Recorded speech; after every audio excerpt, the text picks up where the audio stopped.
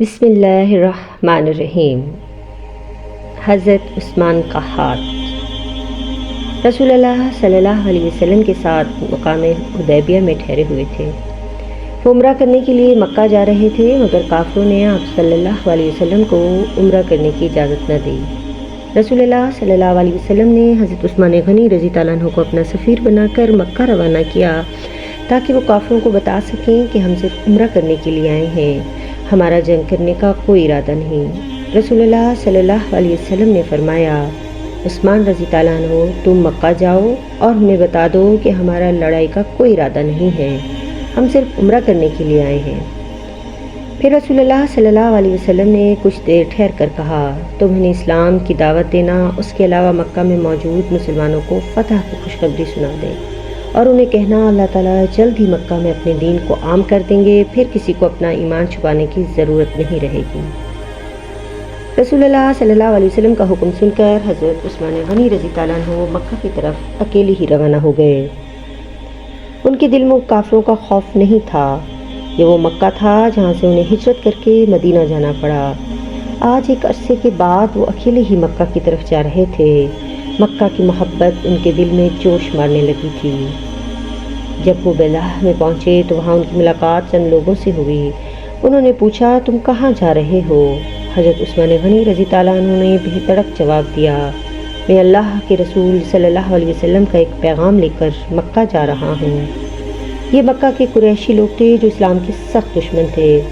حضرت عثمان رضی اللہ عنہ نے بے خوف ہو کر انہیں اسلام کی دعوت دی اور انہیں کہا، اسلام قبول کر لو، یہ تمہارے لیے بہتر ہے۔ مجھے رسول اللہ صلی اللہ علیہ وسلم نے تمہاری طرف بھیجا ہے تاکہ میں تمہیں ایک اللہ پر ایمان لانے کی دعوت دوں اور تمہیں یہ بھی بتا دوں کہ ہم کسی سے لڑنے کے لیے نہیں آئے، ہم تو صرف عمرہ کرنا چاہتے ہیں۔ تم ہمیں آرام سے عمرہ کرنے دو، ہم عمرہ کر کے واپس چلے جائیں گے۔ یہ سن کر قریش بھڑک اٹھے اور بولے، ہمیں تمہارے اللہ سے کوئی مطلب نہیں، ہم جہاں ہیں وہی ٹھیک ہے، ہم نے تمہاری بات سن لی ہے، اب تم واپس چلے جاؤ۔ اتنے میں قریش کے لوگوں میں سے ایک شخص ابان بن سعید بن عاص اٹھا۔ اس نے حضرت عثمان رضی اللہ عنہ کو اپنی پناہ میں لے لیا اور انہیں اپنے گھوڑے پر بٹھا کر مکہ کی طرف روانہ ہو گیا۔ مکہ پہنچ کر آپ رضی اللہ عنہ نے مکہ کے بڑے بڑے سرداروں کو رسول اللہ صلی اللہ علیہ وسلم کا پیغام دیا۔ کافروں نے حقارت سے اس پیغام کو ٹھکرا دیا اور کہنے لگے، عثمان، تم یہاں آئے ہو تو عمرہ کر لو، مگر ہم تمہارے ساتھیوں کو عمرہ نہیں کرنے دیں گے۔ حضرت عثمان غنی رضی اللہ عنہ نے کہا، میں رسول اللہ صلی اللہ علیہ وسلم کے بغیر عمرہ نہیں کروں گا۔ یہ سن کر کافر طیش میں آ گئے اور انہوں نے آپ کو مکہ میں روک لیا۔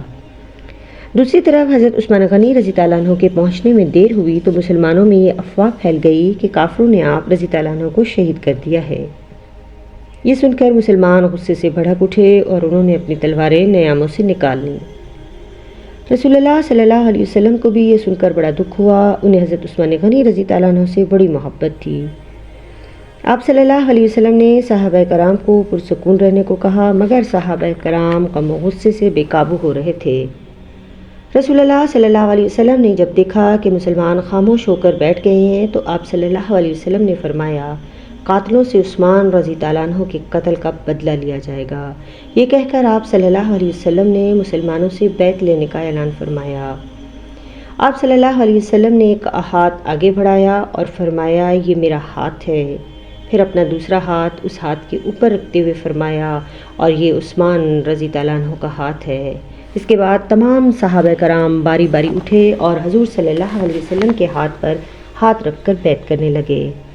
جب تمام صحابہ کرام بیعت کر چکے تو کچھ ہی دیر بعد انہیں حضرت عثمان غنی رضی اللہ عنہ آتے دکھائی دیے۔ مسلمان انہیں زندہ دیکھ کر بہت خوش ہوئے۔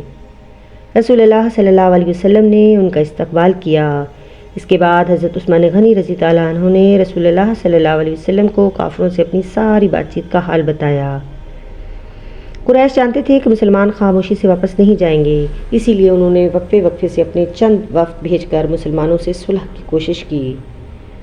تاریخ اسلام میں صلح کو صلح حدیبیہ کہا جاتا ہے۔ معاہدہ لکھ جانے کے بعد رسول اللہ صلی اللہ علیہ وسلم مدینہ کی طرف روانہ ہوئے۔ مسلمانوں کو اس بات کا بڑا دکھ تھا کہ وہ عمرہ ادا کیے بغیر واپس جا رہے ہیں۔ اسی دوران اللہ تعالیٰ نے حضرت جبریل علیہ السلام کو وحی دے کر بھیجا اور انہیں ایک بڑی فتح کی خوشخبری سنائی۔ مسلمان یہ سن کر خوش ہو گئے اور مسلمانوں کا یہ قافلہ واپس مدینہ کی طرف روانہ ہو گیا۔ امیر المومنین حضرت عثمان غنی رضی اللہ عنہ کو باغیوں کا ایک گروہ قتل کرنے پر تلا ہوا تھا۔ انہوں نے آپ رضی اللہ عنہ کو آپ رضی اللہ عنہ کے گھر میں قید کر رکھا تھا۔